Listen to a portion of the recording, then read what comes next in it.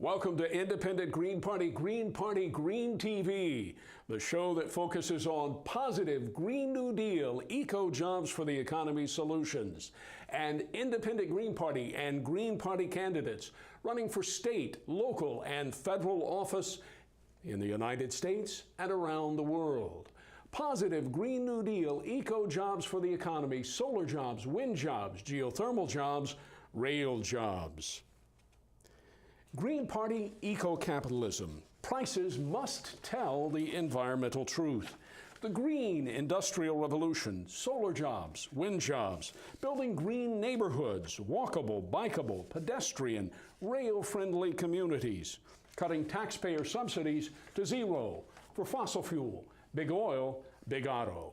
With us on Green TV today, the national co-chair of the Green Party, Dr. Audrey Clement. Dr. Clement, welcome. Thanks for coming today. Sure thing. Polls show an overwhelming support, Dr. Clement, in the United States for a third major party. And of course, the Green Party, according to the CIA World Factbook, is one of only 4 truly national parties in the U.S. Dr. Clement, you have worked as the Green Party national co-chair for years to build the Green Party. Tell us why you think that the Green Party is on its way to becoming the nation's, America's, third major big party. Well, actually, I think the Green Party is on its way to becoming the first major party in the United States for one very simple reason: climate change. By the time climate change comes on the radar of the average American citizen, the effects will be irreversible. And at that point, there's going to be a major political crisis. And at that point, the Green Party will be ascended. People will be looking to the Green Party to mitigate the effects of irreversible climate change. Now, Dr. Audrey Clement, tell us just quickly a little bit about introduce yourself to the audience, a little bit about yourself. Well, I was born and raised in Pittsburgh. I spent 20 years in Philadelphia. Then I migrated to D.C. I have a PhD in political science from Temple University in 1993.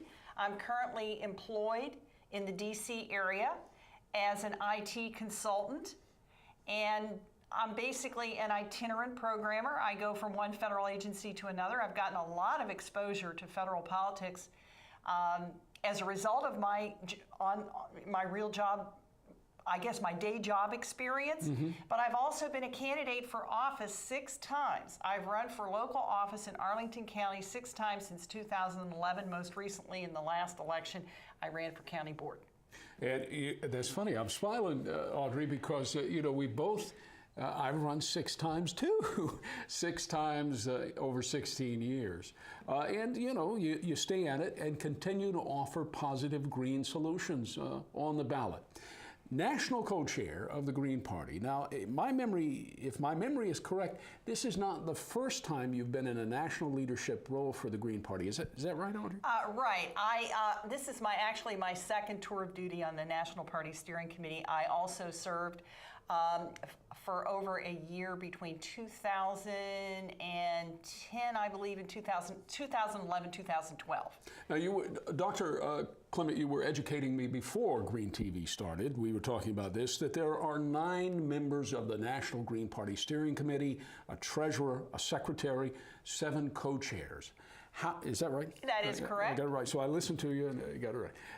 Dr. Clement, what are the criteria for being elected to the National Green Party Steering Committee as a co-chair? Well, you obviously have to be a Green Party member in some state Green Party in the United States. You also have to at least have served in some capacity or another on the Green Party's National Committee, which is basically its legislative body, at least at some point during your career. And of course, you have to get the votes. We conduct steering committee elections every year. All right, let me back that up and make sure I understood correctly. So you have to be a member of the Green Party to be elected to the steering committee. You have to be a member of the national delegate. You have to have served as a national delegate or alternate, at least at some point during your career, though not necessarily at the time you're running. Fascinating. That's very interesting. So, and the state parties elect their delegates or alternate delegates to the national convention. Yes, that is correct. And the term of office for the national co-chairs of the Green Party? A term is 2 years. A steering committee member can serve no more than 2 consecutive terms and is then rotated out.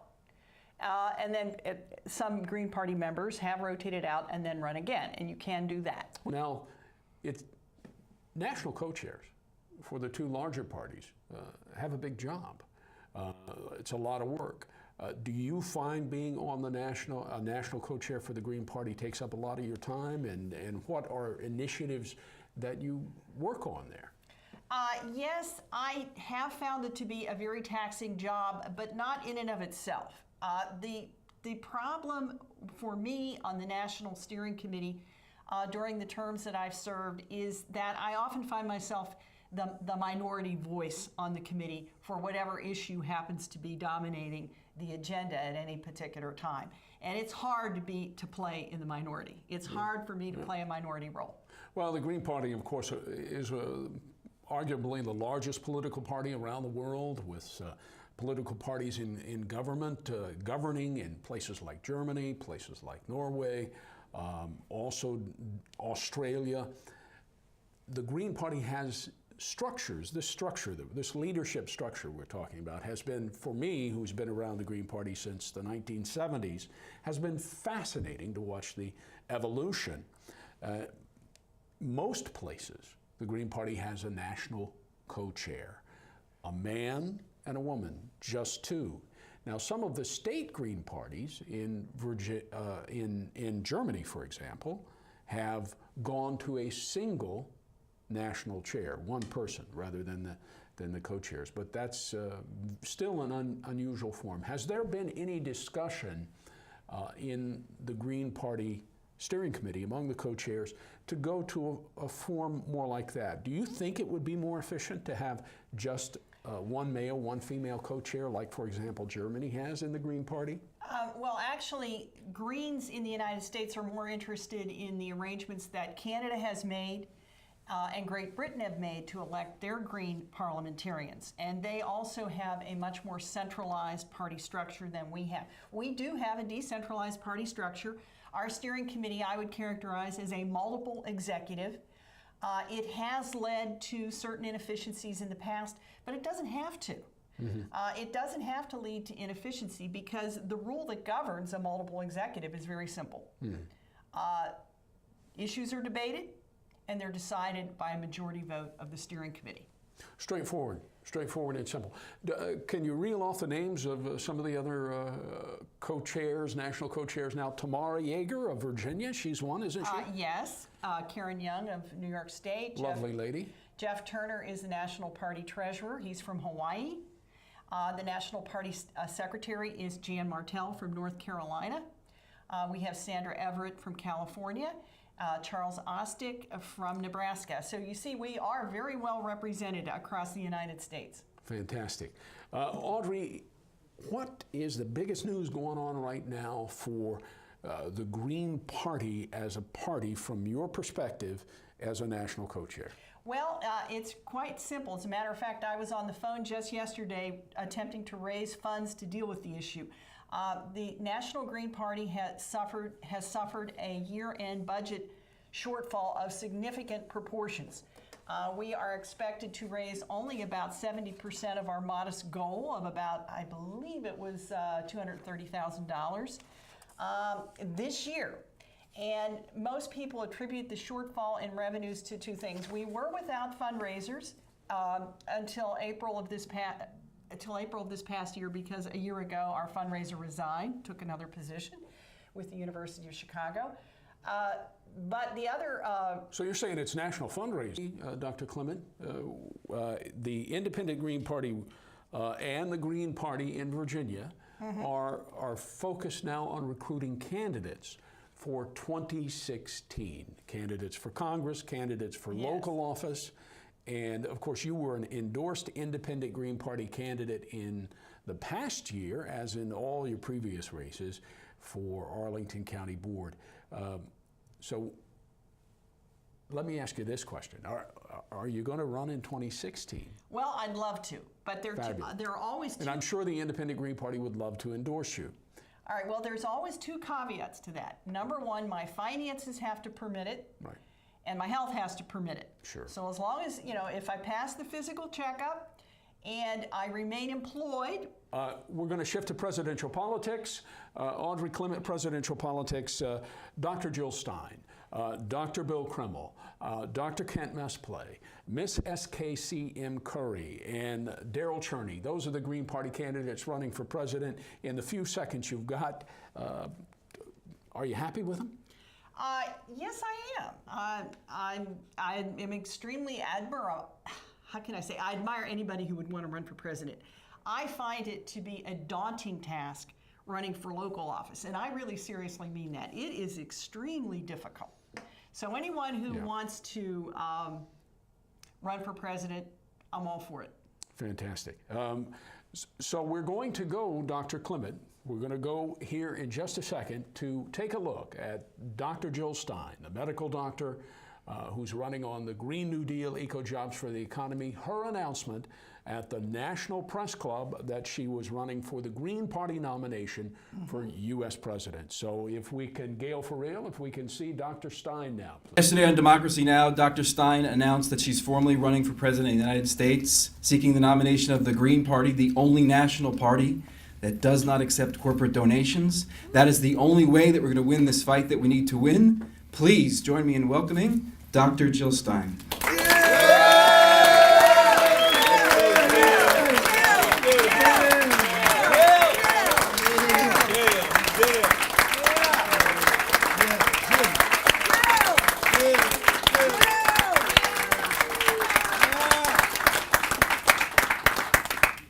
Thank you all so very much.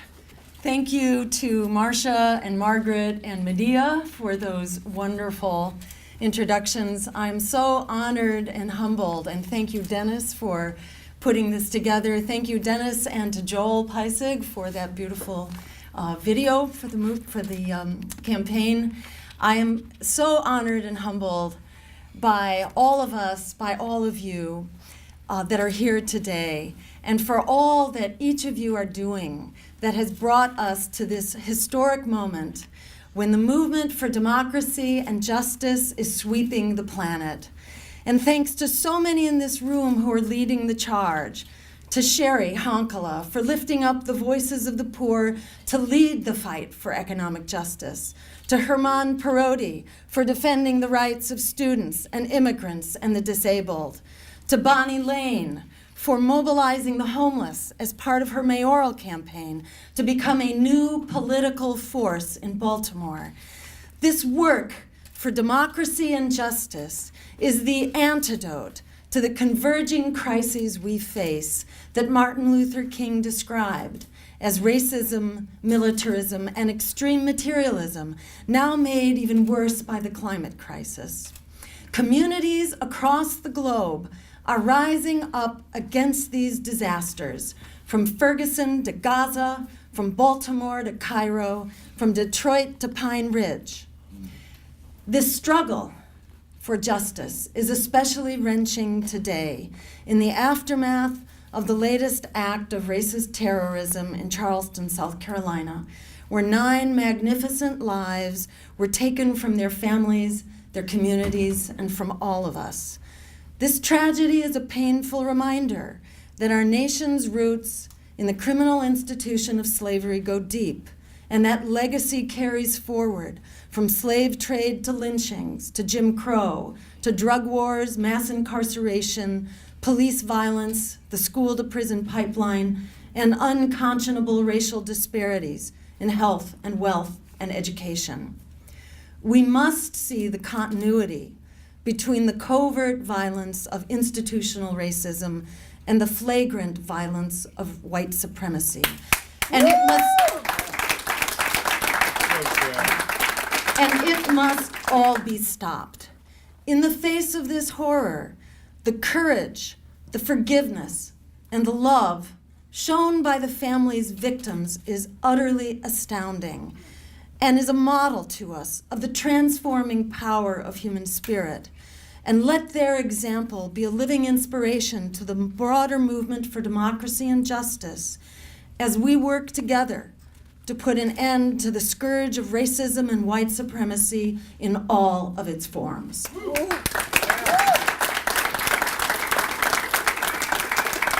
I became involved in this movement for democracy and justice 35 years ago as a new doctor and a mother starting off in medical practice. I saw clearly even then that our healthcare system was desperately failing, especially for the poor. And I was deeply troubled by the new epidemics suddenly appearing in our children, the rising tide of obesity and asthma and autism and much more. And I joined community groups to eliminate the upstream drivers of these diseases that don't need to exist. Everything from pollution to poverty to industrial food, street violence, homelessness, and more. After years of trying to educate our elected officials, I realized that our healthcare system was actually part of a much larger failure of our entire political establishment that's not only failing us, it's outright exploiting us as it serves the economic elite funding their political campaigns and the two big corporate political parties. That's when I realized that as a doctor, I could best contribute to the health of society by practicing not clinical medicine, but political medicine, confronting the mother of all illnesses, our sick political system that must be fixed if we're to have any hope of fixing all these other crises.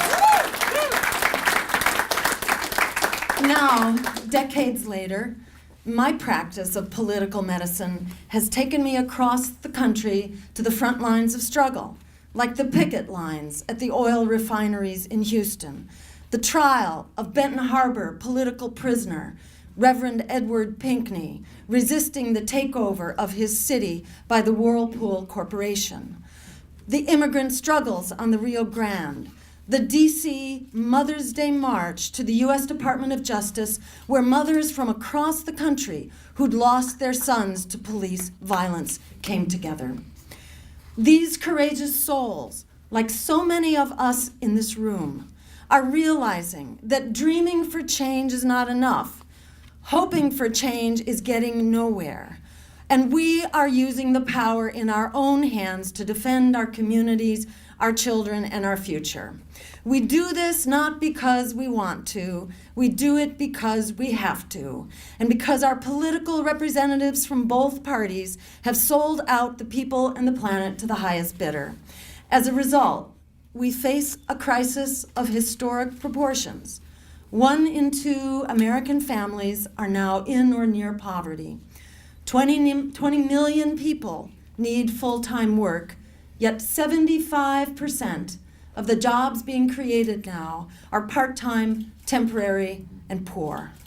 40 million students are in debt with little prospect of getting out. Meanwhile, corporate profits have tripled, and a mere 80 billionaires have the wealth equivalent to half of the world's population of 3.5 billion. This is unacceptable. The ecological crisis is beyond an emergency. 2014 was the hottest year yet. California, which produces half the fruit and vegetables supply for our country, has 1 year of water left in its reservoirs. Where the climate is heading can be seen in India, which has just had one of the worst heat waves in recorded history, with a heat and humidity impact equivalent to 149 degrees Fahrenheit, causing roads to melt and killing nearly 2,000 people. As a consequence, half the world's species are expected to die off by 2100 as part of this climate stress that's causing the 6th great extinction.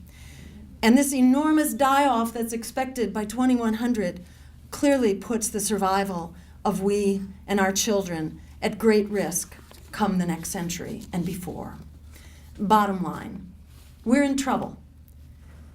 And the political parties that got us into this mess are not just unwilling, they are utterly incapable of getting us out. We need the people-powered political movement that does not sell out to the corporate predators and the economic elite or their apologists in the Democratic and Republican parties.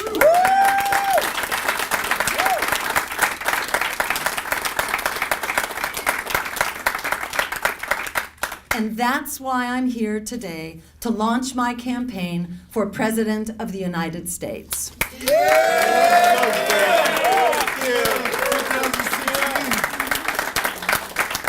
I'm running because this nation is in crisis and we, the people, have the power to fix it. To paraphrase Alice Walker, the biggest way people give up power is by not knowing we have it to start with. Well, we do have the power, and it's time to use it. In poll after poll, the American people are calling for the kinds of solutions that we're offering. Polls also show that people are leaving the two corporate parties by the droves, with a full 58% calling for a third party. Young people, especially, are leaving the Democratic and Republican parties. If the 40 million young people who are swamped by debt got word that they could go out to the polls and vote for our campaign and for the Green Party to put an end to student debt and make college free, those 40 million votes alone are enough to decide the election and change American politics forever.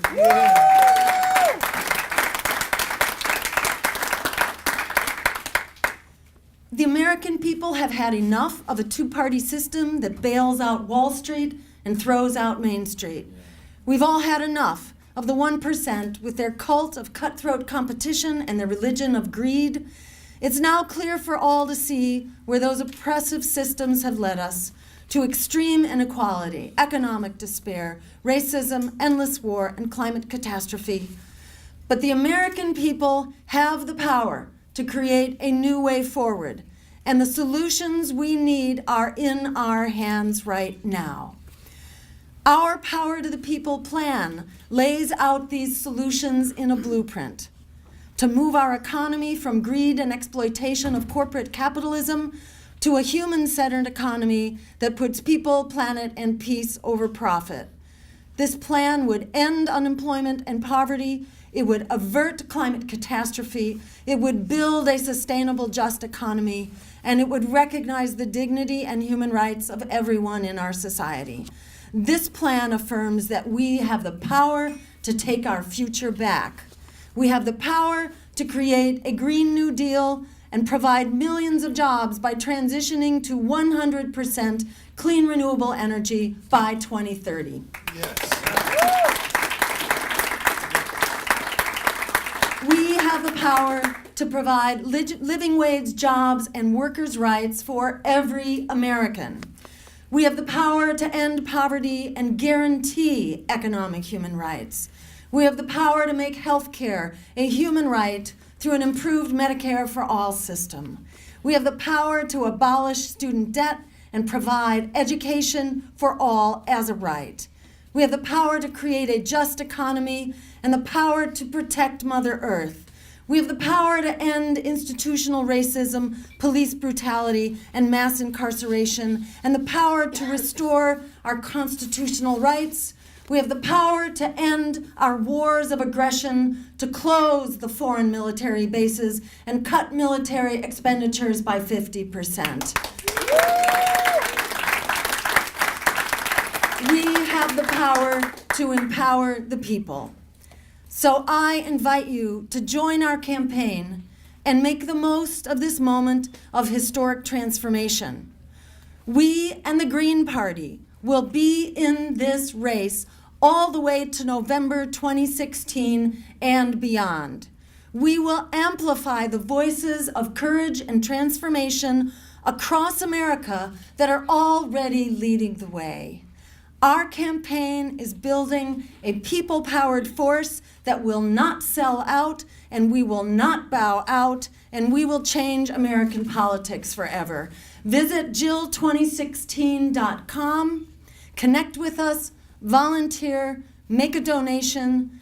This democracy needs more than your voice. It needs the power in your hands to reject lesser evil and to rise up for greater good. Yeah.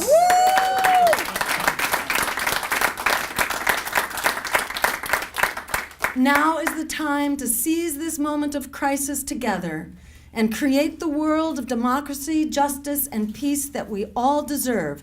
The power to create this world is not in our hopes, it's not in our dreams, it's right here, right now, it's in our hands. Thank you.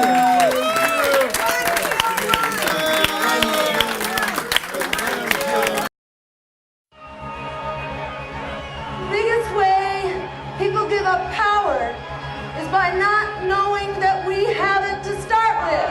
Well, we've got it, and we're going to use it. And it doesn't come from the big corporate political parties that are bought and paid for by Wall Street. Their choices are not our choices. Their candidates are not our candidates. Their economy is not our economy.